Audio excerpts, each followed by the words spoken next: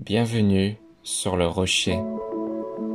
Il y a des moments dans la vie où Dieu nous demande quelque chose, et honnêtement, ça ne colle pas avec notre logique humaine. Quitter un travail stable alors qu'on a des factures à payer, rompre une relation qui semble parfaite aux yeux des autres, changer complètement de ville ou même de pays sans savoir ce qui nous attend. Et dans notre cœur, la question monte, mais pourquoi Seigneur ? L'obéissance, quand on ne comprend pas, c'est peut-être l'un des plus grands actes de foi qu'un croyant puisse poser. Et aujourd'hui, on va voir pourquoi c'est si important et comment Dieu agit puissamment à travers cette confiance totale.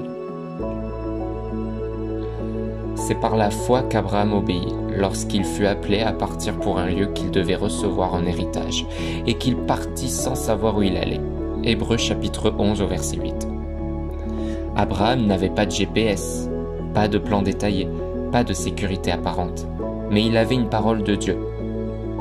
Et ça lui suffisait. Dans nos vies, Dieu ne nous donne pas toujours la carte entière.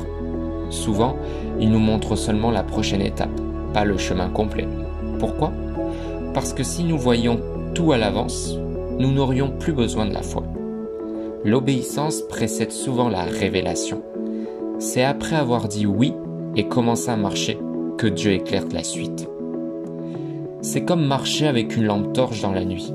Tu ne vois pas le bout du chemin, mais à chaque pas, la lumière avance un peu plus. Mes pensées ne sont pas vos pensées, et vos voies ne sont pas mes voies, dit l'Éternel. Autant les cieux sont élevés au-dessus de la terre, autant mes voies sont élevées au-dessus de vos voies. Ésaïe chapitre 55 au verset 8 à 9.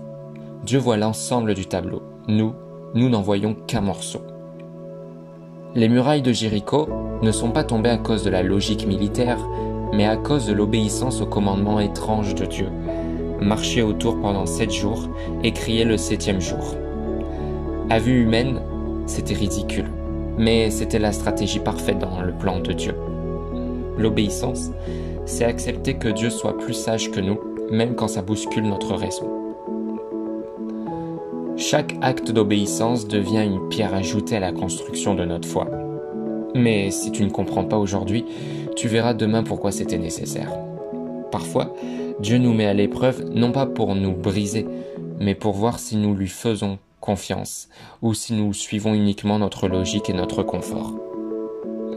Imagine que Dieu te demande de bénir quelqu'un qui t'a blessé. Ça n'a pas de sens humainement, mais en obéissant, tu découvres que cette action libère ton cœur et ouvre une porte à la guérison. L'obéissance forge en nous une foi qui ne dépend pas des circonstances. Noé a construit l'arche avant même qu'il ne pleuve. Pendant des années, il a obéi et sa famille a été sauvée. Pierre a jeté les filets là où il n'y avait rien et il a vu une pêche miraculeuse. Les disciples ont distribué les pains et les poissons avant que le miracle ne se produise. Ces histoires nous montrent que l'obéissance ouvre des bénédictions que l'on ne peut pas recevoir autrement. Dieu agit souvent après notre acte de foi. Obéir sans comprendre, ce n'est pas de la naïveté. C'est déclarer « Seigneur, je crois que tes plans sont meilleurs que les miens. » Et souvent, c'est dans cette confiance totale que tu verras les plus grands miracles. Alors aujourd'hui, si Dieu te demande quelque chose qui te semble fou, souviens-toi. C'est peut-être l'étape qui précède une bénédiction que tu n'imagines même pas.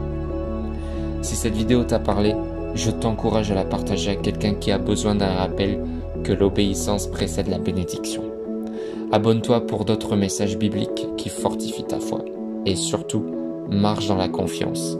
Dieu sait où il te conduit, même si toi tu ne le vois pas encore.